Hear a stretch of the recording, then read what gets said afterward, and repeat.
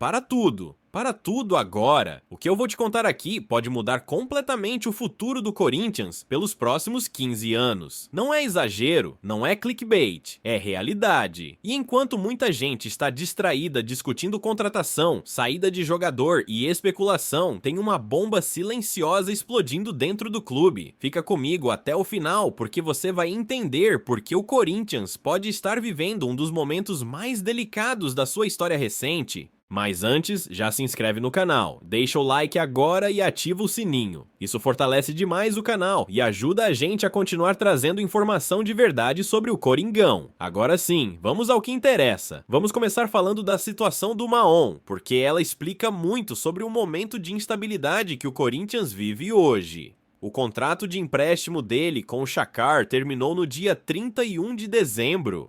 Ou seja, a partir do primeiro dia de janeiro, se não houvesse um novo acordo assinado, ele automaticamente deixaria de ser jogador do Corinthians. E foi exatamente isso que aconteceu. O Corinthians tentou renovar, existiu negociação, existiu conversa, existiu alinhamento. O acordo costurado inicialmente com o executivo Fabinho Soldado era considerado muito bom. O Corinthians faria um contrato definitivo de 3 anos com o Maon. O Xacar liberaria o jogador sem custo algum, mas ficaria com 50% dos direitos econômicos. Em uma futura venda, metade seria do clube ucraniano. Convenhamos, é um acordo interessante. Você não paga para adquirir o atleta. Mantém um jogador experiente, líder, capitão, e que ao final desse período estaria com idade próxima dos 30 anos. Mesmo assim, o Xacar ainda teria 50%. Ainda assim, topou o negócio. Inclusive, mesmo com o Corinthians precisando pagar a última parcela do empréstimo, no valor de 1 milhão de euros, algo em torno de 5 milhões e 600 mil reais, o Xacar aceitou porque entendeu que poderia ganhar mais lá na frente, mas colocou uma condição muito clara: o contrato precisava ser de 3 anos, não 2, 3. O próprio Maon também queria esse tempo de vínculo, segurança, continuidade, planejamento de carreira.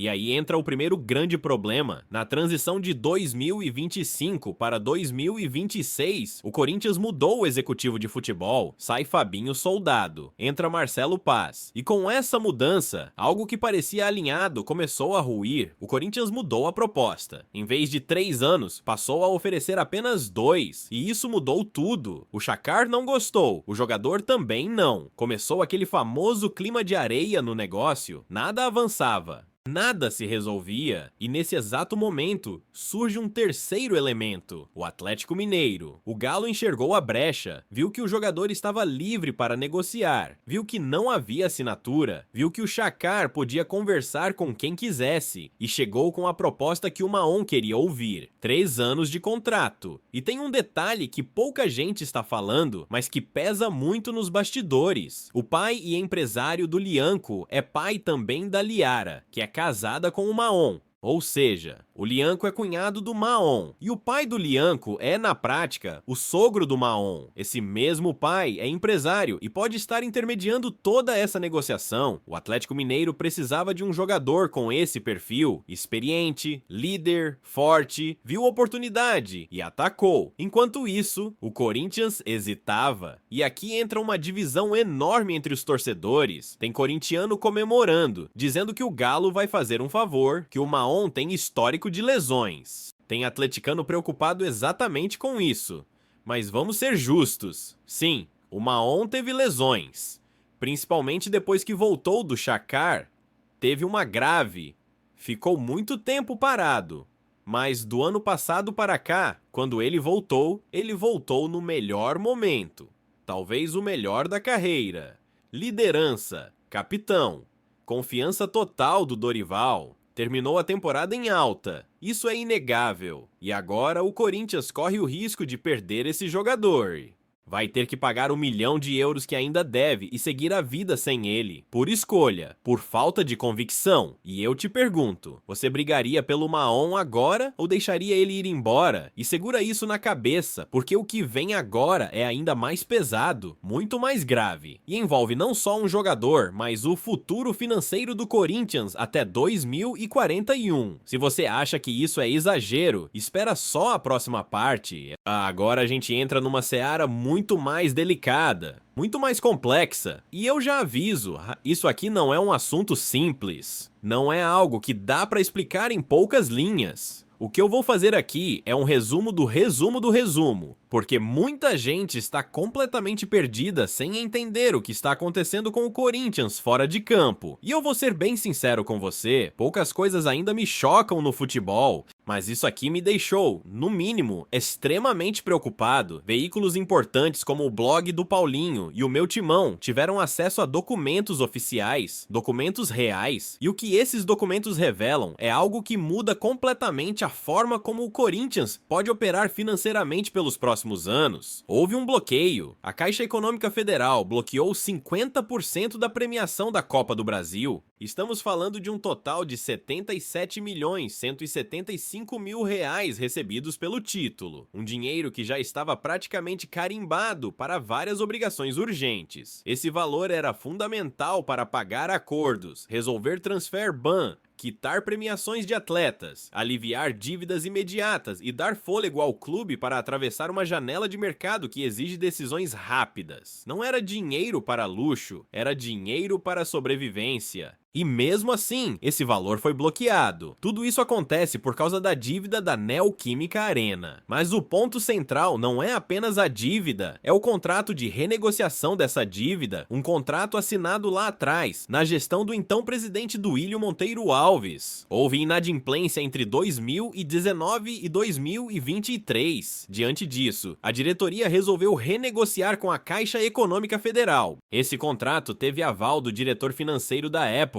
Wesley Mello, e do departamento jurídico comandado por Vicente. Agora vem o ponto mais grave de tudo. Nesse contrato, o Corinthians comprometeu suas receitas até o ano de 2041. Repito, até 2041. Esse acordo dá à Caixa a prerrogativa de bloquear receitas do clube, premiações, direitos de transmissão, bilheteria, quase tudo que envolve entrada de dinheiro.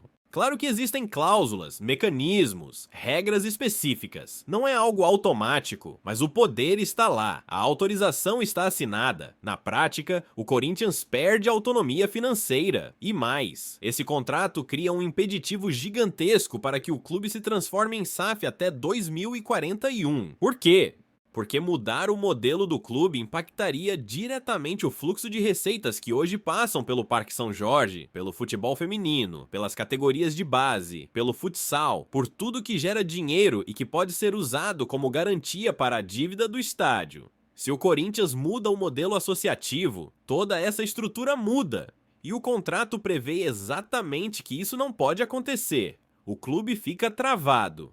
Eu confesso para você, eu não consigo enxergar isso como algo positivo. Sim, existe uma dívida. Sim, ela precisa ser paga. Mas comprometer praticamente toda a receita do clube por quase 2 décadas é algo que abre um precedente perigosíssimo. O Corinthians hoje não consegue planejar, não consegue ter fluxo de caixa saudável, não consegue contar com receitas próprias, porque essas receitas já estão comprometidas. Na prática, alguém assinou um documento que entrega o futuro financeiro do clube até 2041. E isso impacta tudo. Impacta contratações, impacta renovações, impacta investimentos, impacta até o modelo de clube. Muita gente fala da Safiel, fala de possíveis investidores, mas qualquer SAF que chegue hoje no Corinthians vai precisar fazer algo antes de tudo: quitar a dívida do estádio integralmente para rasgar esse contrato. Só depois disso qualquer modelo de SAF poderia avançar, ou seja, não basta comprar o clube, tem que comprar o estádio também. E aí ainda existe outro problema, o estatuto, a proposta de modelo 51 a 49, onde o clube associativo manteria a maioria. Nenhum investidor sério entra em um negócio onde não manda. Percebe o tamanho da armadilha? Isso tudo não é teoria, são efeitos práticos. E o bloqueio da premiação foi só o primeiro sinal claro de que isso pode acontecer outras vezes. E agora eu te pergunto, isso é normal? Isso é aceitável? Isso é saudável para o futuro do Corinthians? Agora a gente entra numa seara muito mais delicada, muito mais complexa. E eu já aviso, isso aqui não é um assunto simples, não é algo que dá para explicar em poucas linhas. O que eu vou fazer aqui é um resumo do resumo do resumo, porque muita gente está completamente perdida sem entender o que está acontecendo com o Corinthians fora de campo. E eu vou ser bem sincero com você, poucas coisas ainda me chocam no futebol, mas isso aqui me deixou, no mínimo, extremamente preocupado. Veículos importantes como o blog do Paulinho e o Meu Timão tiveram acesso a documentos oficiais, documentos reais. E o que esses documentos revelam é algo que muda completamente a forma como o Corinthians pode operar financeiramente pelos próximos anos. Houve um bloqueio. A Caixa Econômica Federal bloqueou 50% da premiação da Copa do Brasil. Estamos falando de um total de 77.175.000 reais recebidos pelo título. Um dinheiro que já estava praticamente carimbado para várias obrigações urgentes. Esse valor era fundamental para pagar acordos, resolver transfer ban, quitar premiações de atletas, aliviar dívidas imediatas e dar fôlego ao clube para atravessar uma janela de mercado que exige decisões rápidas. Não era dinheiro para luxo, era dinheiro para sobrevivência. E mesmo assim, esse valor foi bloqueado. Tudo isso acontece por causa da dívida da Neoquímica Arena. Mas o ponto central não é apenas a dívida, é o contrato de renegociação dessa dívida. Um contrato assinado lá atrás, na gestão do então presidente Duílio Monteiro Alves. Houve inadimplência entre 2019 e 2023. Diante disso, a diretoria resolveu renegociar com a Caixa Econômica Federal. Esse contrato teve aval do diretor financeiro da época, Wesley Mello, e do departamento jurídico comandado por Vicente. Agora vem o ponto mais grave de tudo. Nesse contrato, o Corinthians comprometeu suas receitas até o ano de 2041. Repito, até 2041. Esse acordo dá à Caixa a prerrogativa de bloquear receitas do clube, premiações, direitos de transmissão, bilheteria, quase tudo que envolve entrada de dinheiro. Claro que existem cláusulas, mecanismos, regras específicas, não é algo automático, mas o poder está lá, a autorização está assinada. Na prática, o Corinthians perde autonomia financeira e mais. Esse contrato cria um impeditivo gigantesco para que o clube se transforme em SAF até 2041. Por quê? Porque mudar o modelo do clube impactaria diretamente o fluxo de receitas que hoje passam pelo Parque São Jorge, pelo futebol feminino, pelas categorias de base, pelo futsal, por tudo que gera dinheiro e que pode ser usado como garantia para a dívida do estádio. Se o Corinthians muda o modelo associativo, toda essa estrutura muda, e o contrato prevê exatamente que isso não pode acontecer. O clube fica travado. Eu confesso para você, eu não consigo enxergar isso como algo positivo. Sim, existe uma dívida. Sim, ela precisa ser paga. Mas comprometer praticamente toda a receita do clube por quase 2 décadas é algo que abre um precedente perigosíssimo. O Corinthians hoje não consegue planejar, não consegue ter fluxo de caixa saudável, não consegue contar com receitas próprias, porque essas receitas já estão comprometidas. Na prática, alguém assinou um documento que entrega o futuro financeiro do clube até 2041, e isso impacta tudo. Impacta contratações, impacta renovações, impacta investimentos, impacta até o modelo de clube. Muita gente fala da Safiel, fala de possíveis investidores, mas qualquer SAF que chegue hoje no Corinthians vai precisar fazer algo antes de tudo: quitar a dívida do estádio integralmente para rasgar esse contrato. Só depois disso, qualquer modelo de SAF poderia avançar. Ou seja, não basta comprar o clube, tem que comprar o estádio também. E aí ainda existe outro problema: o estatuto, a proposta de modelo 51 a 49, onde o clube associativo manteria a maioria. Nenhum investidor sério entra em um negócio onde não manda, percebe o tamanho da armadilha. Isso tudo não é teoria, são efeitos práticos. E o bloqueio da premiação foi só o primeiro sinal claro de que isso pode acontecer outras vezes. E agora eu te pergunto, isso é normal? Isso é aceitável? Isso é saudável para o futuro do Corinthians? Agora vamos voltar para o campo, porque tudo isso que eu expliquei antes reflete diretamente nas decisões do futebol. Nada acontece isolado. lado. E quando o caixa aperta, quando a autonomia some, o clube passa a agir com muito mais cautela, às vezes até demais. E é nesse cenário que surgem alguns nomes monitorados pelo Corinthians. Um deles é o Dieguinho, volante do Ceará. Não existe negociação aberta, não tem proposta, não tem conversa oficial, mas existe interesse e existe avaliação positiva. O Dieguinho é visto internamente como um jogador de intensidade, forte defensivamente. Pressiona, rouba bolas, corre o campo inteiro. Não é um volante brilhante ofensivamente, não é aquele cara que vai decidir jogo com passe espetacular, mas é um jogador funcional, de entrega, de equilíbrio. Ele está no auge da carreira, por volta dos 30 anos, titular absoluto no Ceará, conquistou a torcida, atua sob o comando do Léo Condé e tem contrato até o fim da temporada de 2026. O perfil agrada muito ao Corinthians, principalmente dentro dessa lógica do bom e barato. Um jogador que chega para disputar posição, para aumentar intensidade, NSC para competir, mas tudo isso ainda está em estágio inicial. O Corinthians sequer abriu conversa. Está monitorando, observando, esperando resolver questões mais urgentes como o transfer ban, mas eu te pergunto, um jogador com esse perfil faz sentido para o momento do Corinthians. Enquanto isso, outra situação muito mais concreta envolve saída.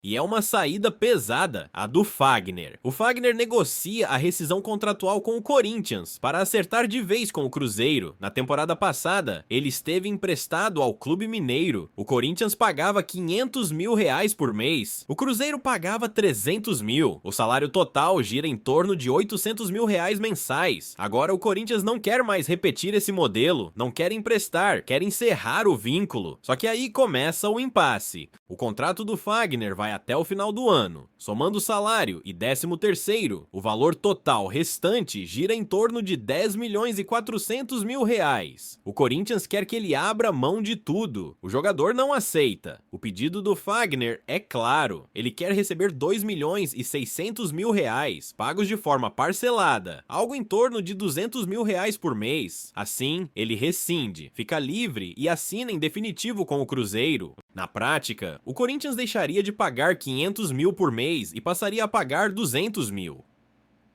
Existe economia.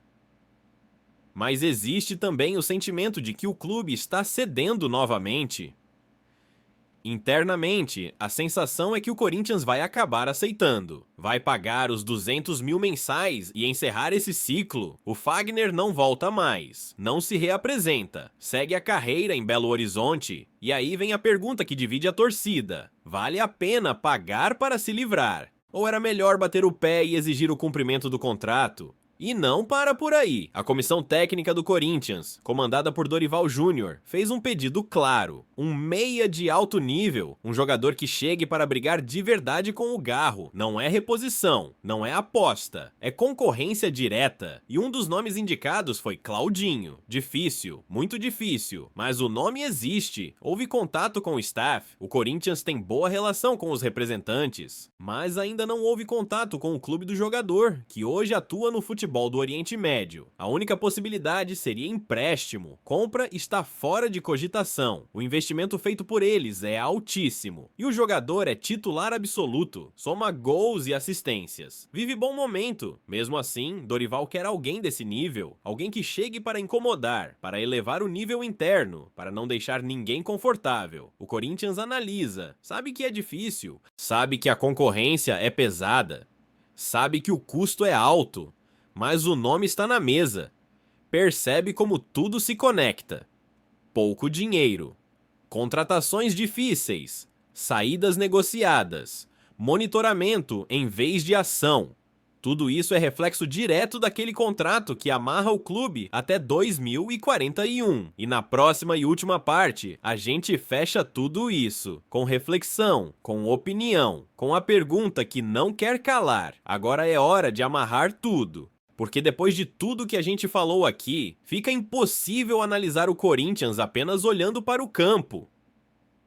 O problema é muito maior, é estrutural, é administrativo, é financeiro. E isso reflete diretamente nas decisões que estão sendo tomadas agora. Quando você olha para a situação do Mahon, você percebe um clube inseguro, um clube que hesita, que muda de ideia no meio do caminho, que tinha um acordo bem encaminhado e, por falta de convicção ou mudança de gestão, deixa a situação escapar. Resultado: perde um líder, perde um capitão e ainda fica com uma dívida para pagar. Quando você olha para o caso do Fagner, você vê um clube tentando estancar sangria. Não é uma decisão esportiva, é uma decisão financeira. Pagar R$200 mil por mês para não pagar 500. Não é planejamento, é contenção de dano. Quando você analisa o mercado, vê nomes como Dieguinho sendo apenas monitorados. Nada de proposta, nada de avanço, tudo muito cauteloso, muito lento, sempre esperando resolver um problema antes de atacar o próximo. E quando aparece um nome como Claudinho, você percebe o abismo entre desejo e realidade.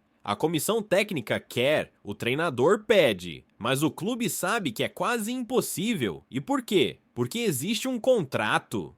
Um contrato assinado lá atrás que amarrou o Corinthians até 2041, um contrato que permite bloqueio de receitas, um contrato que tira autonomia, um contrato que inviabiliza projetos maiores, um contrato que faz qualquer investidor pensar 2, 3, 4 vezes antes de chegar. Hoje o Corinthians vive no modo sobrevivência, cada decisão é pensada para não piorar, não é para evoluir, é para não afundar. E isso é muito perigoso para um clube do tamanho do Corinthians. A torcida cobra reforços, cobra ambição, cobra títulos, mas o clube está engessado, preso, amarrado por decisões do passado. E agora a grande pergunta é: quem vai pagar essa conta? Quem vai ter coragem de enfrentar esse problema de frente? Quem vai sentar, renegociar, discutir, brigar juridicamente se for preciso, para devolver autonomia ao clube? Porque se nada mudar, o cenário é claro. O Corinthians vai seguir vendendo almoço para pagar janta, vai seguir perdendo jogadores importantes, vai seguir negociando rescisões, vai seguir apostando em nomes baratos, vai seguir vivendo de lampejos. E isso não condiz com a história do Corinthians. Agora eu quero ouvir você. Você brigaria pelo Mahon ou deixaria ir? Você aceitaria pagar para se livrar do Fagner ou bateria o pé? Você acredita que esse contrato até 2041 foi um erro gravíssimo?